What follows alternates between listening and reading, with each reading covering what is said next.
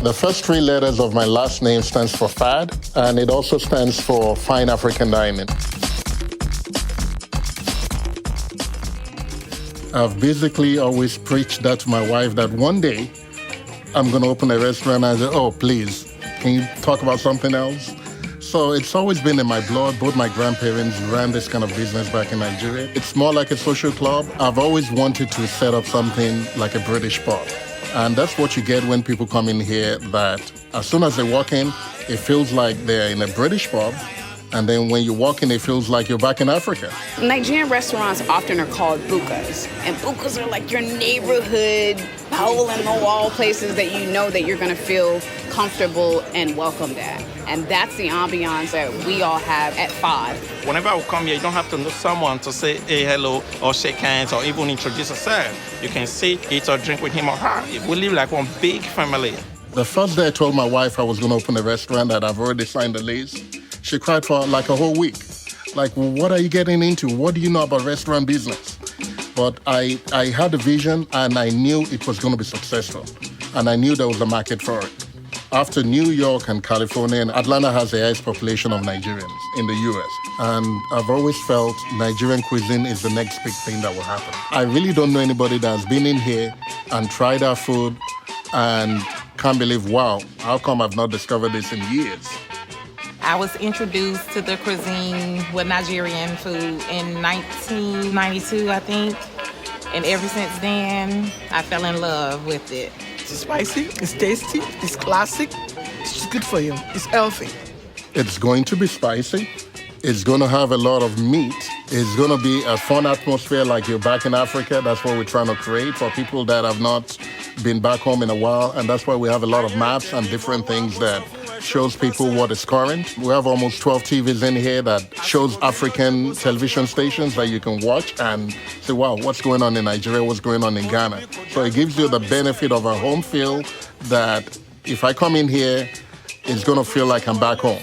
We actually accommodate anybody. It doesn't matter which tribe, which country.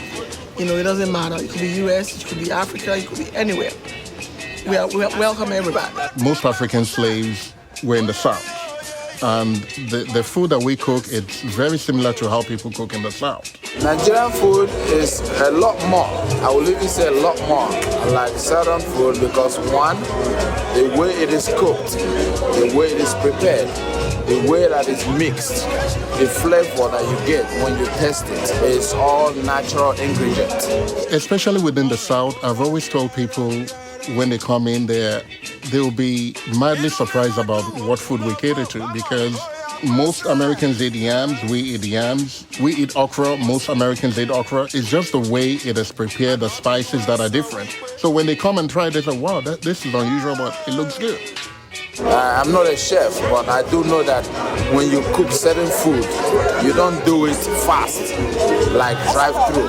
You let it marinate. You let the sauce get into it, like the meat to be tender. My job basically is to be inquisitive and question the customer. Have you tried Nigerian food before? Have you tried African food before? Is this your first time? So you get an idea of what you're going to give them. And if they've never tried African food before, usually what we do is give them a platter of different things in small bits. So the next time they come, they will know what they really like. But the main one we normally serve everybody, whether you want it or not, is the suya. And it's a beef brisket that we grill outside. And I honestly don't know anyone that has been in here that doesn't like it. The seasoning I've put here is totally from Africa.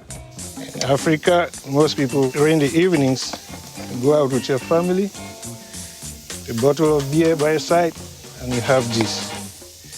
I'll leave it here for about 5 minutes, then I have to come and flip it over. So we have suya here, which is just marinated to the awesomeness degree. And it's usually tapered off with some of the onions so that the spice doesn't just knock you off your feet.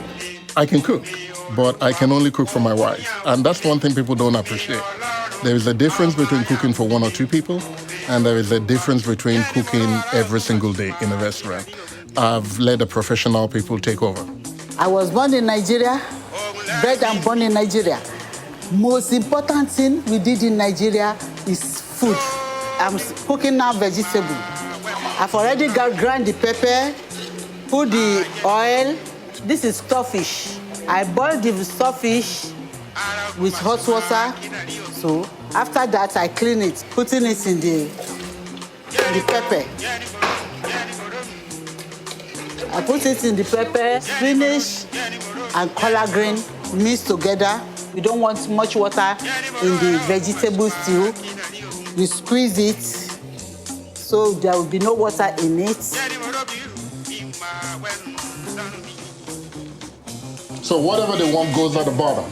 So for example, this is goat meat. So what we'll do next is just get the soup on top of it. Okay? So the customer will come, you serve it to them like that, and then they unwrap it themselves and then eat.